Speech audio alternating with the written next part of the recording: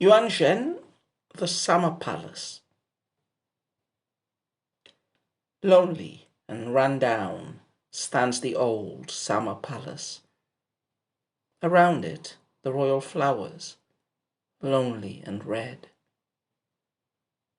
White-haired, the palace women lounge there at ease. They exchange old gossip of an emperor long dead. So we continue with poets and poems from the mid-Tang period. We've already encountered the poet Yuan Shang, the very close friend of Bai Yuji, who will have a poem of his in tomorrow's recording. Now, we've already talked about Yuan Shang before. I think this is the fourth poem of his in the anthology. He has four, which means, yeah, that is pretty much a Silver Age poet of the Tang Dynasty, and yeah, that generally, I think, maps with his appreciation as such. And again, as I commented when I talked about Chuan De Yu, Yuan Shen is one of the few poets in this anthology who actually did manage to be pretty successful in the bureaucracy, achieving some of its highest postings. And he was a descendant of one of the royal houses that had ruled imperial China. I think he descended from the Toba Wei of the period of disunion.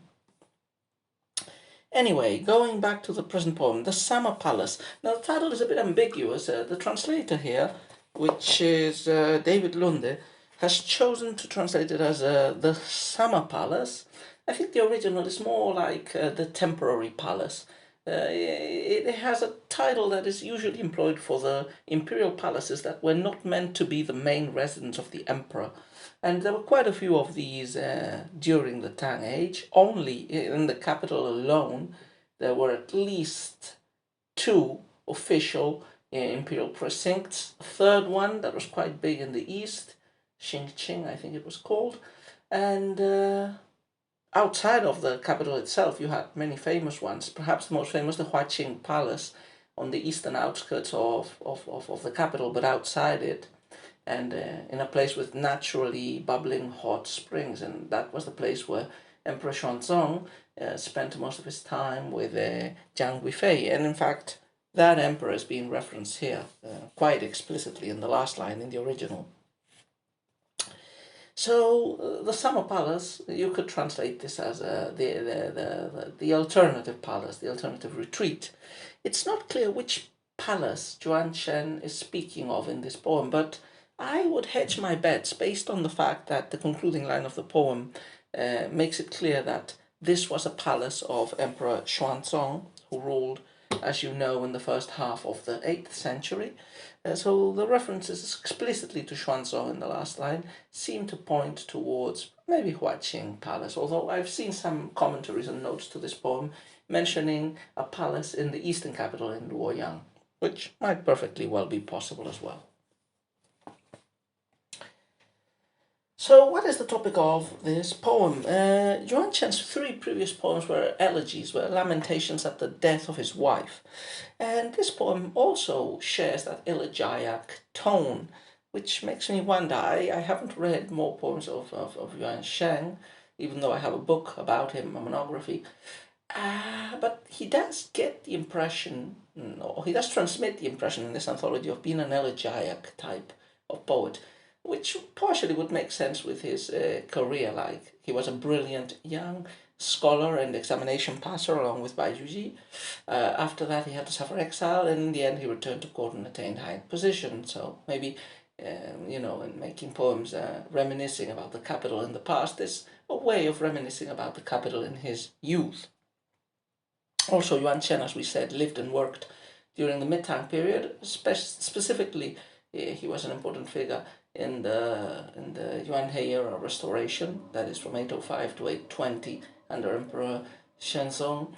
Imperial power was considerably restored, but still nothing like the power that the dynasty had enjoyed in its heyday.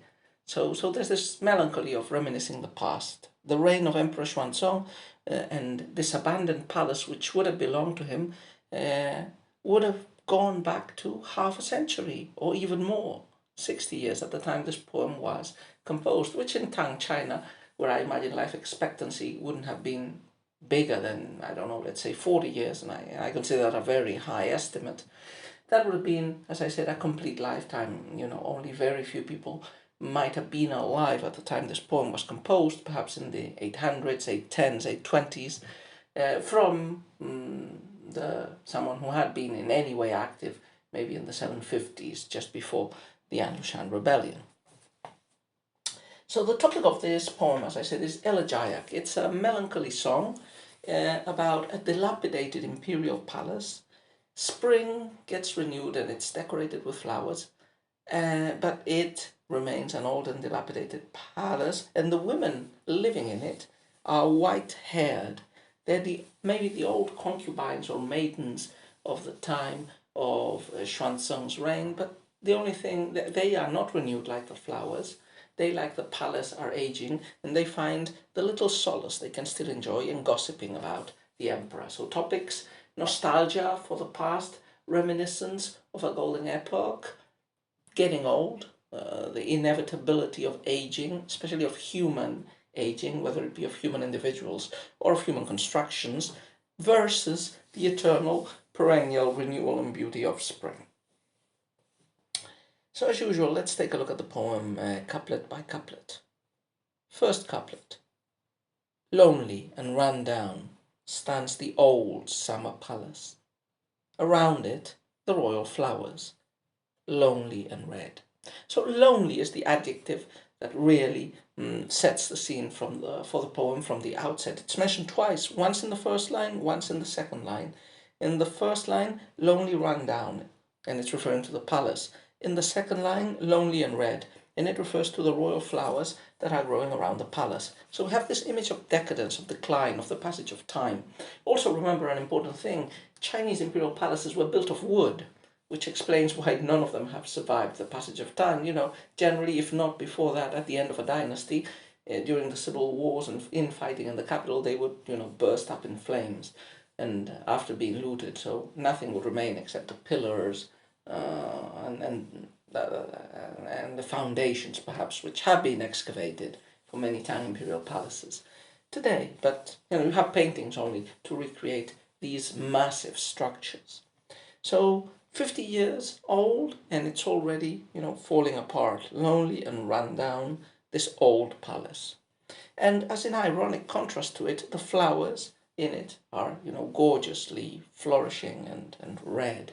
They're called royal flowers. I imagine they are peonies, and they were associated with imperial palaces, I think, at this time, and more specifically with Jiang Guifei. So this is already hinting at what royal palace we're talking about and who might be the figures that lived in it and that act as a haunting reverberation, emphasizing this sad, dilapidated state and this sad, dilapidated tone in the poem.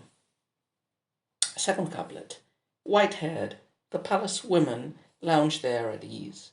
They exchange old gossip of an emperor long dead. So the palace women, the attendants, maybe the concubines that are living in the palace, they're white-haired. So they match the run-down look of the palace. But it feels a bit weird. How would run-down women, old women, be in, how would they be still serving in an imperial palace? But this is an abandoned or semi-abandoned imperial palace. They're not the beautiful concubines of a ruling emperor.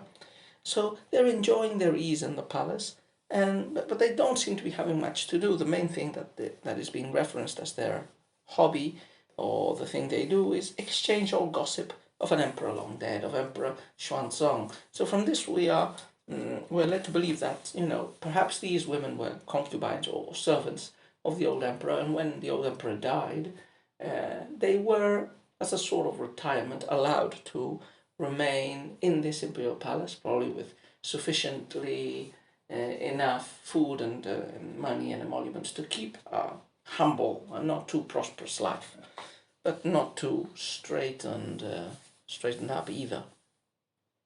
So we get this sad, melancholy picture here. Old women exchanging gossip in a dilapidated building about a glorious past long ago, a past for which Yuan and all the Tang would have sighed. They That past has disappeared. The emperor has died. The once beautiful maidens and concubines have become old crones. The gorgeous palace has become a dilapidated ruin. Only spring wreaths, circles, cycles eternal. Humans pass, human glories last but a day, but nature's raiments last forever.